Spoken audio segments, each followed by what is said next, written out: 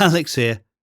Welcome to this podcast where I'll focus on how you can help to reduce barriers to listening when your students are practicing their listening skills. For example, they may not be able to distinguish sounds adequately. They may be unfamiliar with commonly used vocabulary or grammatical constructions. The speaker may appear to speak very quickly. You can easily identify other barriers. So, what can you do in the classroom to reduce barriers when your students are listening to a recording or listening to you reading a passage? 1. At an early stage, you need to help your students to familiarize themselves with the sounds of the language. The sounds will mainly come from you, so ensure you talk a lot. 2. Choose material that is appropriate for the level of your learners and the culture and background that they come from.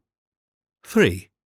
Ensure that the speed of the speaker and the length of the material are appropriate for your learners. 4. In the early days, ensure the speaker's voice is clear and is not heavily accented. For best results, you should do the speaking or dictation onto tape yourself. They will get used to your voice, and so there'll be no additional burden at the early stages of listening. 5. Before you introduce them to a specific listening activity, always ensure they know most of the words in the passage. Tell them about the situation context before they listen. Ensure the situation context is as relevant as possible. Identify any problematic words, grammatical constructions, or expressions and explain these before they listen.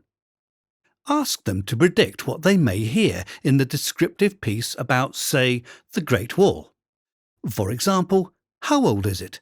How many people visit it? And so on.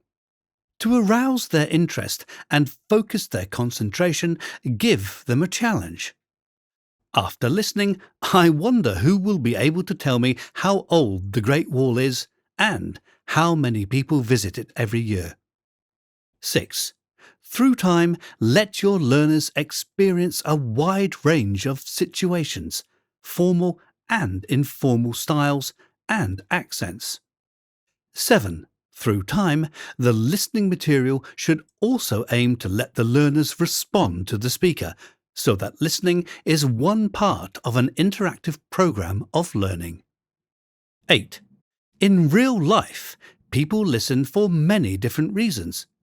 In the classroom, your task is to try to provide the learners with tasks that target specific subskills.